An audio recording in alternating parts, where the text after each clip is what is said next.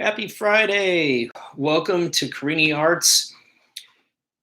I want to say first and foremost, thank you for joining me. For those that decide to join me, I am brand new to doing the Facebook Live, so forgive me for the lack of scripted content and the raw nature, the poor lighting, all that. I'm not yet qualified to do videos on my mobile, so I have to use my computer. I wanted to go do a little tour, show you some stuff in the back, but I don't want to carry my clunky computer over there. So you can always join me for my other live art talks on Facebook and Instagram. You can go to cariniarts.com to find my other social media platforms. I have them all listed there. I'm on Facebook, Instagram, Twitter, TikTok, you name it, I'm there. So whatever your preferred platform, if you like what I do, if you like my stories, you can join me for the journey, be a part of the journey with me, and please always feel free to share. If you want to show some love and support, you can make a donation, purchase my work. I am an independent artist, so you make this dream possible. And I am not an influencer. That's clear on YouTube because I only have a couple hundred followers here. Not to play with numbers or anything because it doesn't matter, but I do better on the other social media platforms. I'm kind of new here. I'm trying to figure it out and navigate it, but it's kind of cool because I get to come on here and I don't have the pressure that I do on the other social media platforms. So I think that as I'm going to do a talk today on mental health and mental health awareness, it's a great way to dive into it. I get to kind of feel like I'm warming up or talking into a mirror. And many of the conversations that I've had this past year have been with myself talking to the mirror. And I know that's been one of the difficulties for a lot of people, but I just wanted to dive into the idea of art and art as a tool for mental health. There's a lot of different directions we can go for this. So I'm just going to kind of go wherever the wind may take me, as I often do on my journey. And if anybody joins me, wants to throw some comments out or some questions, then I'll be happy to go in that direction. But I found that art has always been a vital tool for me in terms of finding my voice, finding a voice when I didn't feel like I had one. And it took me a long time to navigate that path, many years of feeling lost, feeling like there wasn't a place for me. And I still, at age 37, go back to that and have these feelings from time to time. We like to think that as we progress through life, as we have certain levels of success, that we're always going to be on this upwards trajectory, but that's just not the nature of life. Life is very much a roller coaster. And as somebody that is neurodivergent and has Tourette's, I have my obstacles with communicating with people, and I have my reasons for wanting to be isolated at times and keep to myself. And I found that this past year in particular, that was very much exacerbated. And not only that, but I felt like the tools that I would normally use for managing my health, physical, mental, and emotional, were kind of taken away from me. Now, I live in San Diego, I'm in California, so we had the shutdown of gyms. And I'm somebody that likes to go to the gym almost every single day.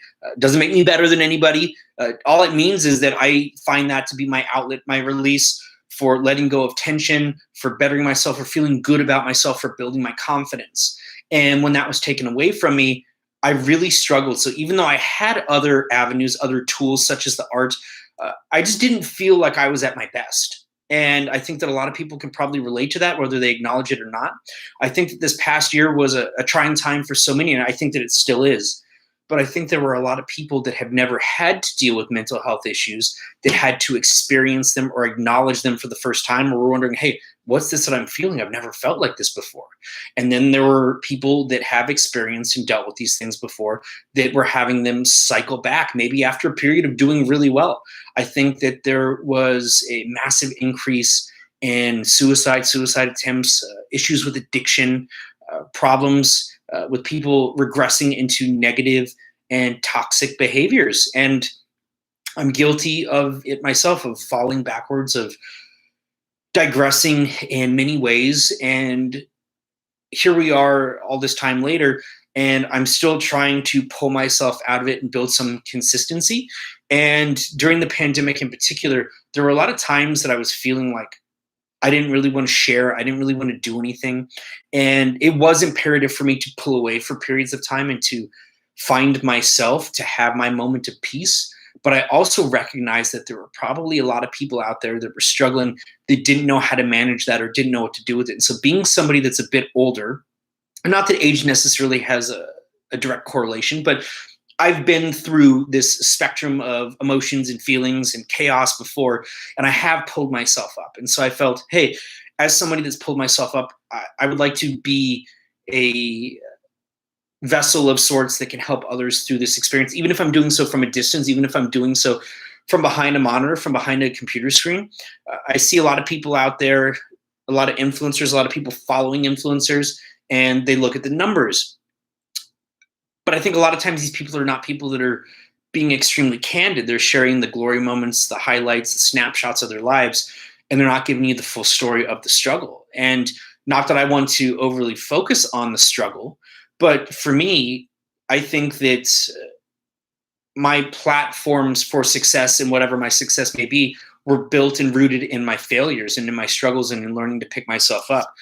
And I think that in learning to pick myself up, there's a lot of people that will only hold that for themselves or for those in their designated circle.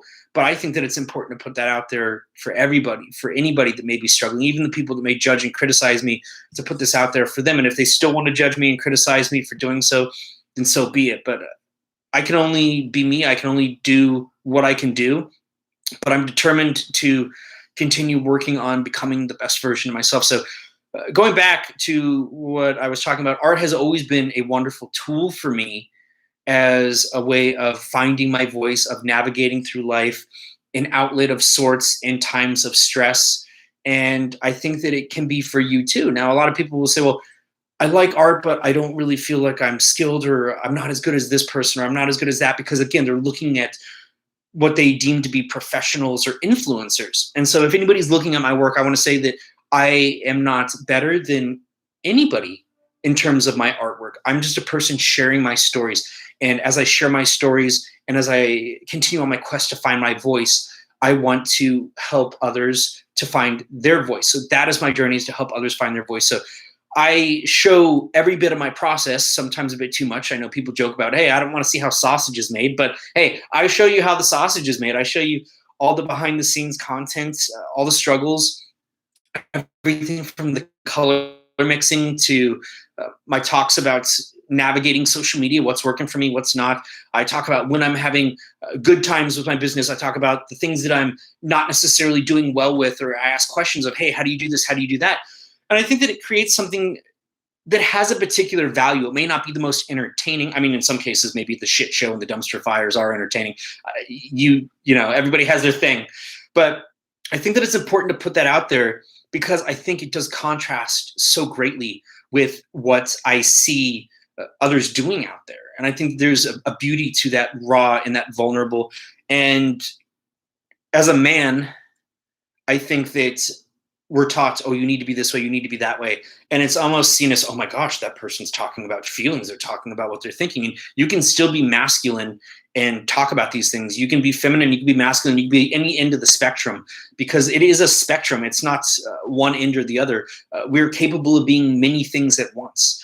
And so I think that to deny that we feel different things is to diminish the human experience and the totality of what we are. And as an artist, I feel blessed to have this creative side of me that's built to find creative solutions. And that includes creative solutions when I'm struggling and navigating this mental health battle. So again, art always being a tool for me, and finding my voice when I was younger, when I felt like I didn't have one. And I feel like we're all born as artists. And I think that throughout life, many of us are talked out of being what we truly are. We're talked into being things that other people want us to become, to take the road more traveled as opposed to the road less traveled, because it's a road of convenience. It's a road of clear-cut solutions and practical realizations. And I acknowledge more than anybody that I love homeostasis. I love consistency. And so it is absolutely terrifying to take the road less traveled, to do what other people don't do, to pursue what I have often been told to be the impossible dream.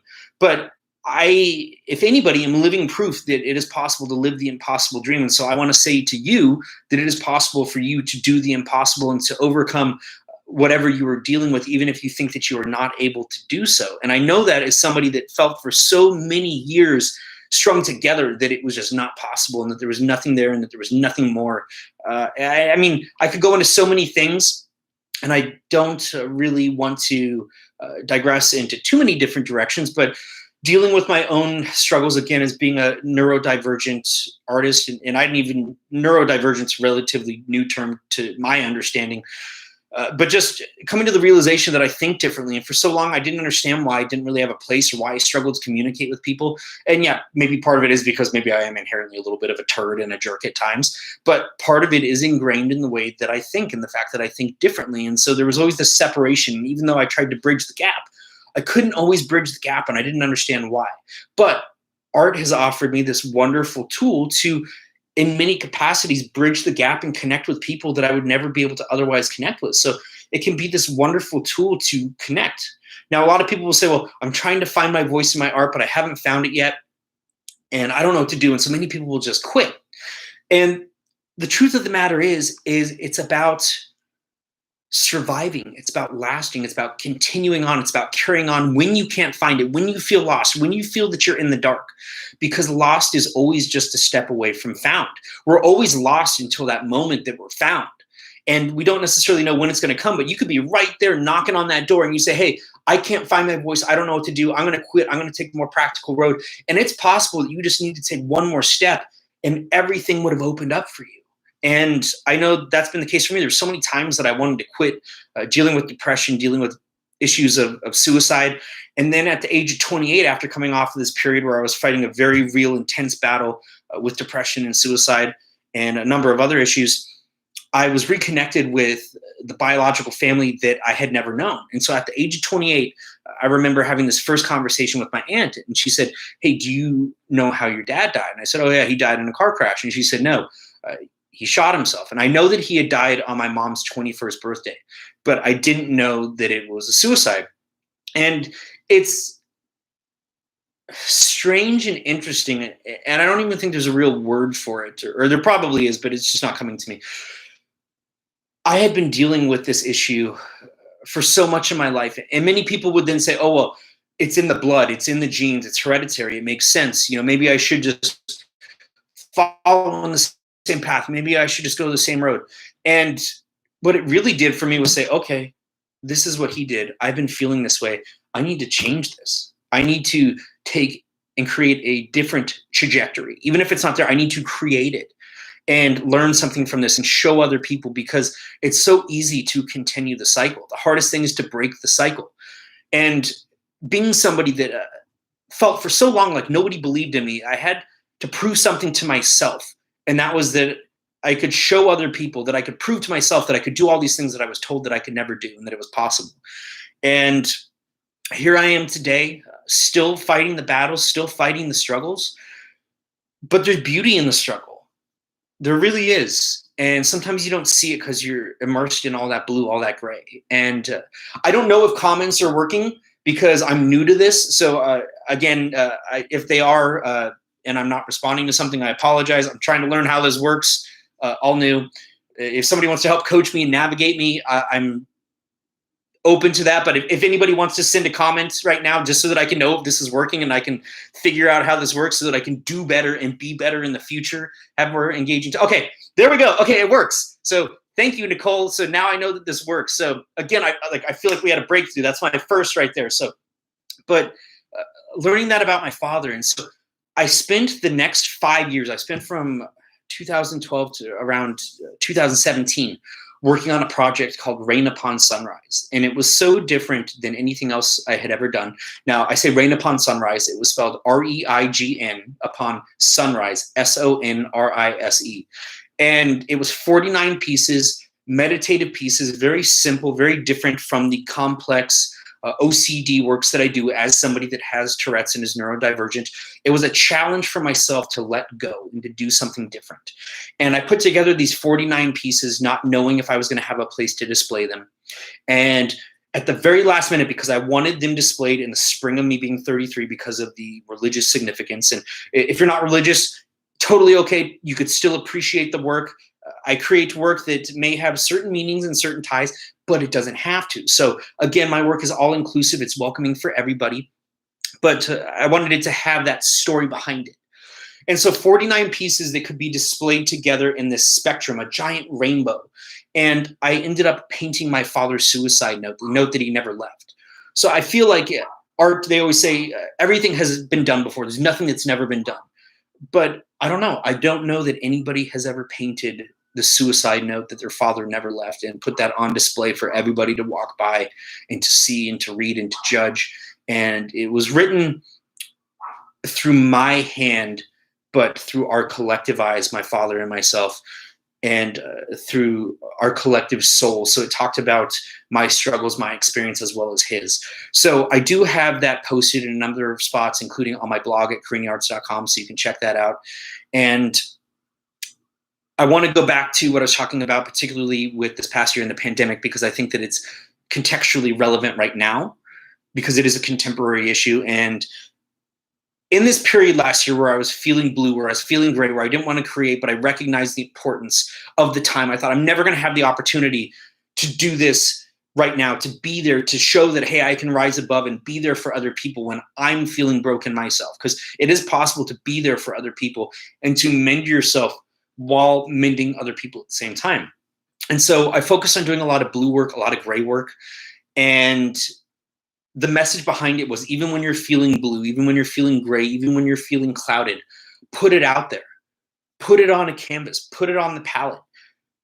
And remove it from yourself. Pull it out of yourself and put it into something else. And even if you feel that it's not beautiful, even if you feel like it's chaotic and jumbled and doesn't make sense, there's beauty in the honesty of that reflection and of you sharing that experience of the struggle. Because I think that the greatest art comes from this vulnerability, this honesty. And so that's why I think a lot of people relate to and connect with the idea of the struggling artist, because they understand and connect with pain, even though a lot of people don't want to acknowledge their own pain. And so you may have people that don't want to look at it because they don't want to acknowledge that. And that's okay. Maybe in time they will, but you put it out there to heal and mend yourself and hopefully heal others that are in the process of healing themselves and those that are ready to move into that next stage of their lives. And so that's where I stand on that. Now I am going to jump over to Facebook at Carini Arts. And I'm going to do a live feed there, and I'm going to do one on Instagram as well for Carini Arts. And I'm going to show one of the blue and gray paintings that I did. I wanted to do it here, but again, I'm not qualified yet to do mobile videos here, so I can't move you around as easily. But I will be qualified when I get to 1,000 subscribers. So if you can share my videos, if you like what I'm doing, if you find it beneficial, there is the option to click share it on all the different platforms that you have. Tell people why they should follow me, why they should check out my videos, and you can help me grow. You can help make my dream possible, and you can help me reach the next level. It's not about numbers for me. It's about connection. I'd rather have fewer people that follow me, but really have a connection and make a difference. But the more people that I can help, the better. And admittedly, there are certain numbers that if you hit them, that it does allow you to have certain features and access to certain things that would allow me to help people in different ways. So check that out, and please check out my work. Please buy my art, because I'm not built for OnlyFans. I do have my shirts at CariniArts.com, a number of other things too, blankets. I have hoodies with my quotes on them. I do a lot of writing, so you can check out my different platforms. I do poetry. I have my blog and my podcast at CariniArts.com, but you can find all my social media platforms there. I appreciate all the people that make this possible, and I would love to continue this talk. So whether we continue it here or on one of the other platforms, it doesn't really matter, but send me your questions, send me your comments. And if you don't feel comfortable doing it publicly, you can always DM me on one of these platforms, and I'll be happy to potentially cover it. I am going to be doing more art talks. This is a new thing for me, but I do want to start doing more of them here on YouTube. I realize that I'm going to have to push out of my comfort zone to grow. And so I'm trying to do things that will help me move in a direction of bettering myself, of finding my own voice, and of really, as I move into, I say the twilight of my career, but I'm not that old, but I'm like not the spring chicken anymore. But I want to maximize my time, whatever time I have. I don't want to look back and say, hey, you could have done this. I want to do everything that could have been possible. And I have a lot to make up for.